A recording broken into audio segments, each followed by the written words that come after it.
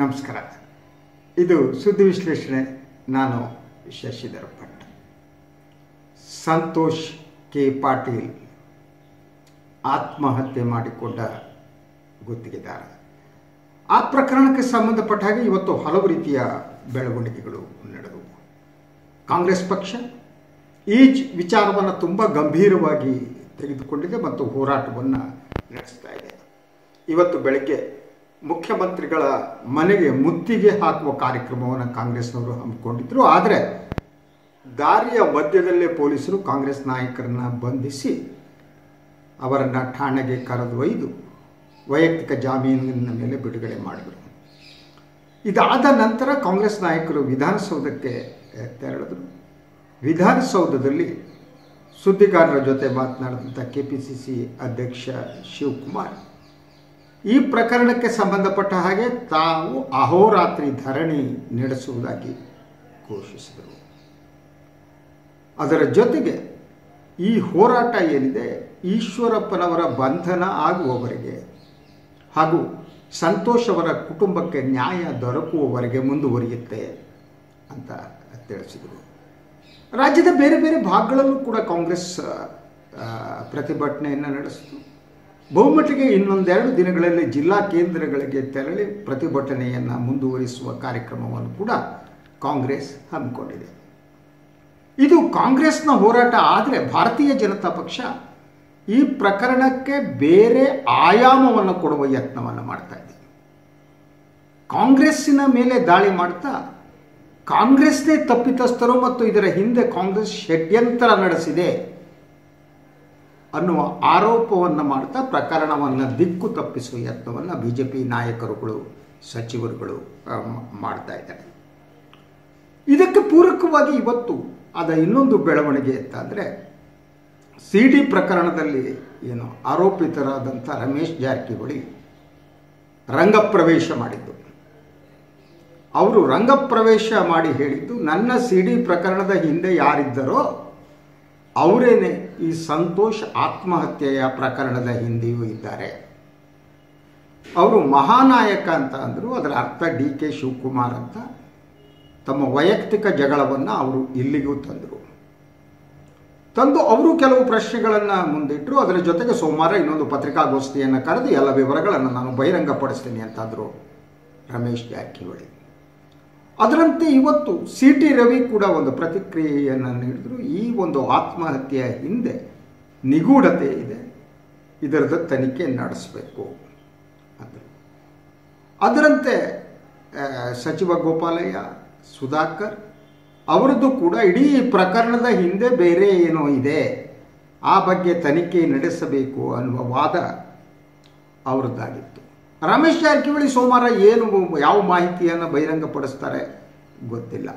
ಆದರೆ ಸೋಮವಾರ ತಾವು ಇನ್ನೊಂದಿಷ್ಟು ಮಾಹಿತಿಯನ್ನು ಬಹಿರಂಗಪಡಿಸ್ತೀನಿ ಅಂದರು. ಇದು ಎಲ್ಲ ಮಾಧ್ಯಮಗಳಿಗೆ ಆಹಾರ ಆಯಿತು. ಎಲ್ಲ ಮಾಧ್ಯಮಗಳು ಈ ವಿಚಾರವನ್ನು ಪ್ರಮುಖವಾಗಿ ಎತ್ತಿಕೊಂಡು ರಮೇಶ್ ಜಾರಕಿಹೊಳಿ ಸಿಡಿಸಿದ ಬಾಂಬ್ ಅಂದರು. ಅದು ಯಾವ ಬಾಂಬು ನನಗೆ ಗೊತ್ತಿಲ್ಲ, ಯಾಕಂದರೆ ಯಾವ ಬಾಂಬು ಸಿಡಿಸಿಲ್ಲ. ಇವತ್ತು ಅವರು ಏನೂ ಹೇಳೇ ಇಲ್ಲ. ಮಹಾನಾಯಕ ಅಂಥೇಳಿ ಡಿ ಕೆಯ ಮೇಲೆ ಅವರು ಆರೋಪ ಮಾಡಿದ್ರು ಅಂತ.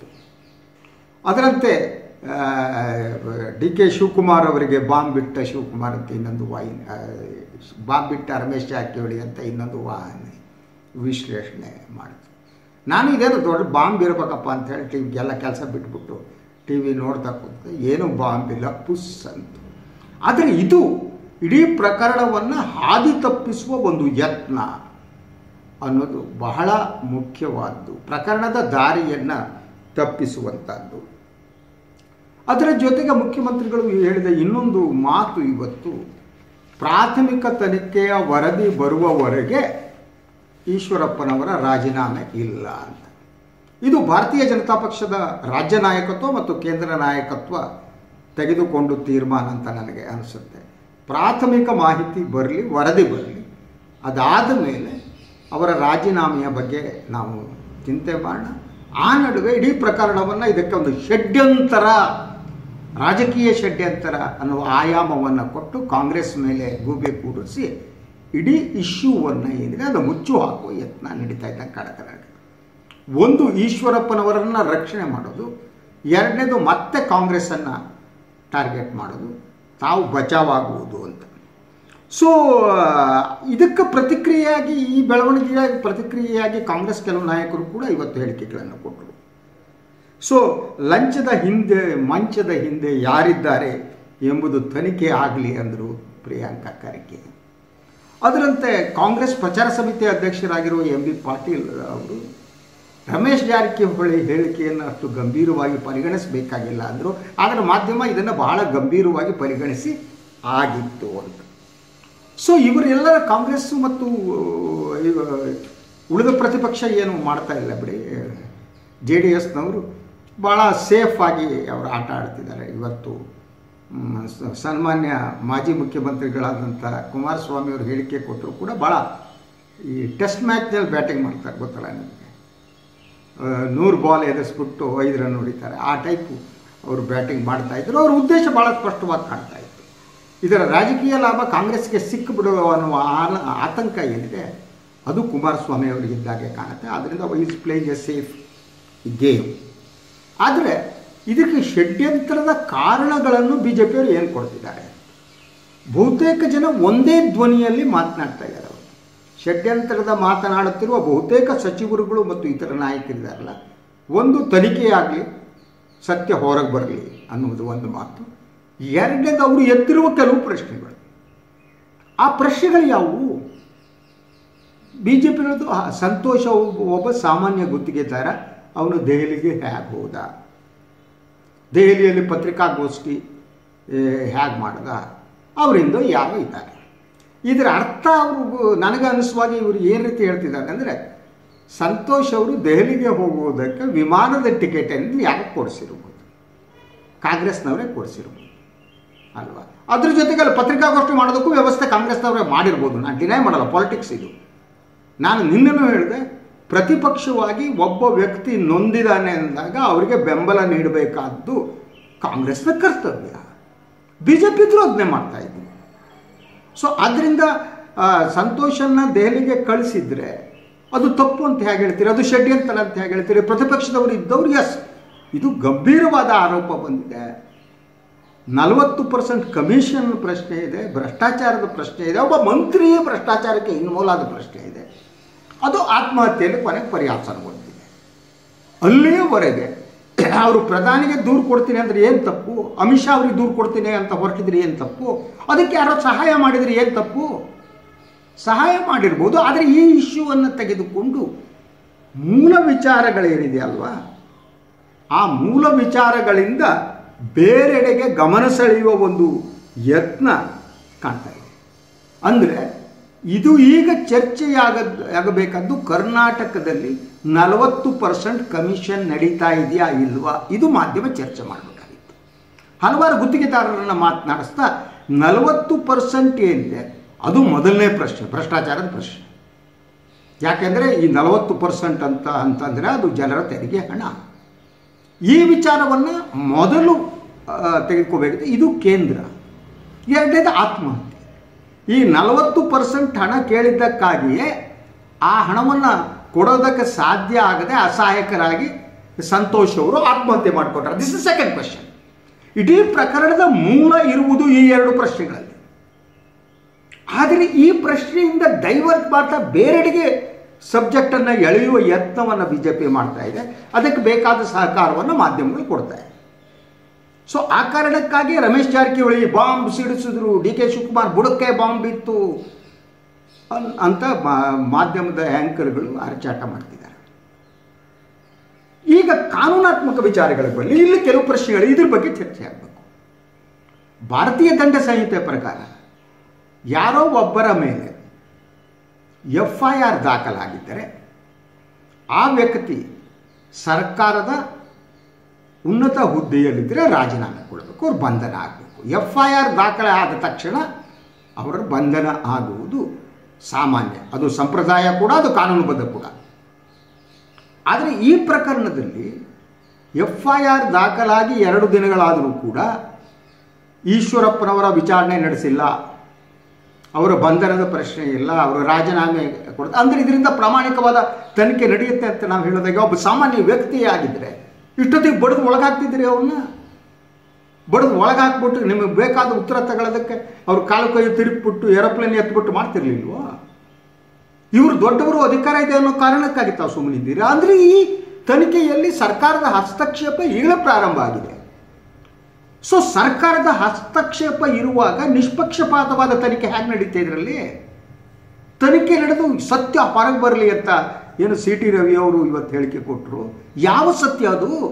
ನಿಮಗೆ ಬೇಕಾದ ಸತ್ಯವನ್ನು ಹೊರಹಾಕುವ ಒಂದು ಪ್ರಯತ್ನ ಈಗಾಗಲೇ ಪ್ರಾರಂಭ ಆಗಿದೆಯಲ್ಲ ಸಿ ಟಿ ರವಿ ಅವರೇ. ನೀವೆಲ್ಲರೂ ಕೂಡ ಹೇಳಿಕೆ, ಸಚಿವರು ಅಧಿಕಾರದಲ್ಲಿರುವ ಹೇಳಿಕೆ ನೀಡುವ ಮೂಲಕ ಇಡೀ ತನಿಖೆಯ ಪ್ರೊಸೆಸ್ ಮೇಲೆ ನೀವು ಪ್ರಭಾವ ಬೀರ್ತಾ ಇದ್ದೀರಿ. ಅಟ್ಲೀಸ್ಟ್ ನೀವಾದರೂ ಮುಚ್ಚಿಕೊಂಡಿರಬೇಕಾಗಿತ್ತು. ತನಿಖೆ ಆಗಲಿ ಅಷ್ಟೇ. ಆದರೆ ನೀವೇ ಹೊಸ ಆ್ಯಂಗಲ್, ಷಡ್ಯಂತ್ರದ ಆ್ಯಂಗಲ್ ಕೊಟ್ಬಿಟ್ಟು ಪೊಲೀಸರಿಗೆ ಷಡ್ಯಂತ್ರದ ಆ್ಯಂಗಲ್ ಮೇಲೆ ತನಿಖೆ ಮಾಡಬೇಕು. ಆದರೆ 40% ಕಮಿಷನ್ ಬಗ್ಗೆ ತನಿಖೆ ಮಾಡೋ ಹಾಗಿಲ್ಲ, ಹಾಗೂ ಆತ್ಮಹತ್ಯೆ ಬಗ್ಗೆ ತನಿಖೆ ಮಾಡೋ ಹಾಗಿಲ್ಲ. ಅದರ ಜೊತೆಗೆ ವಾಟ್ಸಪ್ನಲ್ಲಿ ಬಂದ ಮೆಸೇಜ್ ಏನಿದೆ ಅದು ಸಾಕ್ಷ್ಯವಾಗಿ ಪರಿಗಣಿಸಬಹುದು ಅಂತ ಹಲವಾರು ಕಾನೂನು ತಜ್ಞರುಗಳು ಹೇಳ್ತಾರೆ. ಅದನ್ನು ಪರಿಗಣಿಸಬೇಕಾದ್ರೆ ವಿಚಾರಣೆ ನಡಿಬೇಕಲ್ವಾ? ಅಕ್ಯೂಸ್ಡ್ ನಂಬರ್ 1 ವಿಚಾರಣೆ ಮಾಡಬೇಕಲ್ವ ನೀವು? ಅಕ್ಯೂಸ್ಡ್ ನಂಬರ್ 1 ವಿಚಾರಣೆ ಮಾಡ್ತಾ ಇಲ್ಲ. ಇದನ್ನು ಮಾಧ್ಯಮಗಳು ಪ್ರಶ್ನೆ ಮಾಡ್ತಾ ಇಲ್ಲ.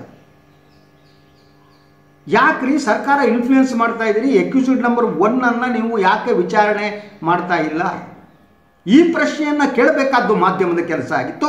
ರಮೇಶ್ ಜಾರಕಿಹೊಳಿ ಹೇಳಿಕೆ. ರಮೇಶ್ ಜಾರಕಿಹೊಳಿ ಅವರು ಏನೋ ಮಹಾತ್ಮರು, ಅವರು ಸತ್ಯಸಂಧರು, ಸತ್ಯವಂತರು. ಅವರು CD ಹಿಂದಿ ಯಾರಿದ್ದಾರೋ ಅಂಥ ಮಹಾನ್ ನಾಯಕರೇ ಈ ಪ್ರಕರಣದಲ್ಲೂ ಇದ್ದಾರೆ. ಅದಕ್ಕೆ ಹೈಲೈಟ್ ಮಾಡ್ತಾ ಅದನ್ನೇ ಪ್ರಚಾರ ಮಾಡ್ತಾ ಕೂತಿದ್ದೀರಲ್ಲ. ಮೂಲ ಪ್ರಶ್ನೆಯನ್ನು, ನಾವು ಡೆಮೋಕ್ರಸಿಯನ್ನು ಉಳಿಸ್ಬೇಕಾದ್ದು, ಕಾನೂನನ್ನು ಉಳಿಸ್ಬೇಕಾದ್ದು ಮಾಧ್ಯಮದ ಕೆಲಸ.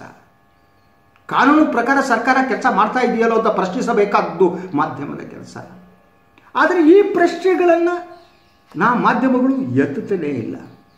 ಅದರ ಜೊತೆಗೆ ನಾನು ಹೇಳಿದಾಗೆ ಗೋಪಾಲಯ್ಯ ಕೇಳ್ತಾರೆ, ಅವರು ಉಡುಪಿಗೆ ಯಾಕೆ ಹೋದ್ರು? ಪೊಲೀಸರು ತನಿಖೆ ಮಾಡ್ತಾರೆ. ಗೋಪಾಲಯ್ಯ ನಿಮಗೆ ಯಾಕ್ರಿ ಅದು? ಉಡುಪಿಗೆ ಹೋಗಿದ್ದಾರೆ, ಮುಖ್ಯಮಂತ್ರಿಗಳನ್ನ ನೋಡೋದಕ್ಕೆ ಹೋಗಿದ್ದಾರೆ ಅಂತಿದೆ. ಅದರಲ್ಲೂ ಒಂದು ದೊಡ್ಡ ಸಂಶಯವನ್ನು ಸೃಷ್ಟಿ ಮಾಡೋದು ಮಾಧ್ಯಮಗಳ ಜೊತೆ ಸೇರಿ ಅಲ್ವಾ?